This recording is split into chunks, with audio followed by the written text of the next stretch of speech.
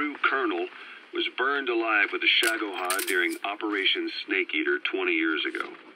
Despite suffering severe burns to his entire body, he still clung to life. After you left Seleniarsk, Volgan's body was taken to a research institute in the outskirts of Moscow, but modern medicine couldn't explain why he was still alive. Not that the colonel was any ordinary man to begin with. That constant electric current he had running through his body that he could unleash at will. To be honest, I was always uncomfortable around him. Thought I might get electrocuted just by standing nearby. The institute studying him was tasked with investigating and developing human paranormal abilities. The comatose Volgan was used to further the Soviet Union's research into such abilities. But not long ago, the facility burned to the ground, and Volgan's body was never found among the rubble, even though the fire started in the room where they were keeping him. This occurred at around the same time you woke up. If Skullface was right, and a thirst for revenge can turn a man into a demon and keep the dead alive, then this man on fire who's been coming after us ever since you woke up, well, that just might be what's left of our old friend Volgan. It's not over yet. Back in '64, in Seleniarsk, you brought his plans for a utopia down in flames. That grudge is what's keeping him alive. The day the research facility holding Volgan burned down, a Soviet jumbo passenger jet happened to crash nearby, far away to the north of that hospital in Cyprus. On board the plane was a young boy who was being studied at the same facility. The plane fell to earth from over 8,000 feet, but the boy's body was the only one not recovered. At almost exactly the same time as the crash, Volgan awoke in that facility. According to the Research Institute's documents, the gifts this boy demonstrated included psychokinesis and telepathy. To protect his mind from being inundated with other people's thoughts, he always wore a kind of gas mask. A rudimentary form of psychic insulation, apparently. We don't know where this boy is, but if Skullface is connected to him, we may cross paths with him yet. This boy is part of a new age where nothing we understand about the world makes sense anymore. Don't let your guard down. So what were they doing at Enzoya Badia, Baloo? That facility with all the people laid out in rows. The abandoned factory Shabani was held in. It is precisely as you guessed. Black Anna was coding languages into the vocal cord parasites. They infected the subjects with the parasites, then made an incision in the throat to expose the vocal cords. That allowed them to play recordings of a desired language directly to the parasites. And the parasites learned the languages that way. That's some teaching method. I just don't get how a bunch of bugs had the brain power for it. They don't. Do not judge them by human standards. They do not learn as a function of intellect. Then how do they do it? What language the parasites react to is coded into their genes. You could expose the Japanese strain to English for years, and it would never learn the language and react to it.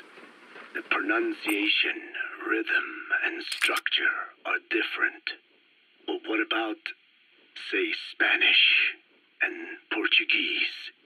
Linguistically, the two are very close. Yeah, they're both Ibero-Romance languages. Even so, a Spanish language mating pair exposed to Portuguese will not copulate. Only when they hear Spanish. Only then. And the majority of their offspring will be the same.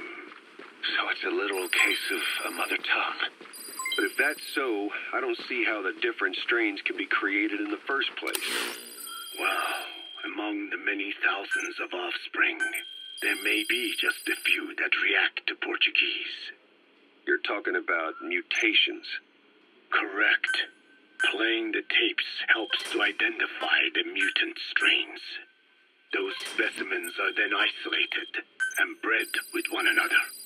From their children, specimens that react more strongly to Portuguese can again be selected and bred. Repeating this process creates a strain that reacts solely to Portuguese and never to Spanish. Mutation and selection. No different to breeding roses. So you kept increasing the change over the generations, adapting them to languages from all over the world. Must have taken a hell of a lot of patience. More like patience. Just how many died for this? There's something I still don't get. In order to tell which larvae will react to Portuguese, you'd have to let them develop and then see which copulate. That means you'd need tens of thousands of guinea pigs. There's no way you could do that in a facility that small. For normal selective breeding methods, you would be right. But there is a more effective selection method when training the vocal cord parasites. Go on. It is not only when mating that the parasites listen for language. Shortly before hatching, larvae display markedly increased activity in reaction to particular language. The active eggs can be identified under a black light, so the eggs that react to Portuguese are selectively placed in the throats of subjects. So you see, narrowing down strains that react to the target language is an effective process, though I'm sure that even so, many lost their lives to create the various strains. Taken against their will into that dungeon. There are two reasons for playing the tapes for the parasites. One, to isolate the eggs that respond to the target language. And two, to cause the specimens raised from the selected eggs to mate. I get how the system works. But why do they respond to language before they even hatch? It's not like they can mate from inside an egg. It is because the larvae learn the language before hatching. You mentioned that what language the parasites respond to is hard-coded into their genes, and that they don't have the brain power to actually learn a language. But then you say that the larvae at Nzoia Badia Bulu were learning the languages in the egg. Your story doesn't add up. Your country is home to a unique songbird. The Japanese bush warbler. Sure, what of it? What a beautiful call it has. But no bush warbler can sing it perfectly at the start. As chicks, they can barely chirp at all. They must learn from their parents and other adult birds. Only then can they sing properly and attract females. So naturally, there are individual differences in each bird's call. Though they start on the same footing, each bird is influenced by its teachers. And the parasites are the same? Like the birds, the parasites have a genetic predisposition towards a particular language. But while in the egg, the larvae's ears are tweaked by listening to the voice of the host. This tweaking ensures that the grown parasites will react better to the host's speech pattern. Why would they have an ability like that? Well, there are distinct regional differences within even the same language. Rare is the language that has no unique dialects.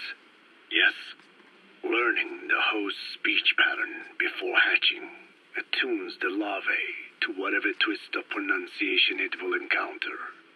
This adaptive ability is what makes them so formidable. I see.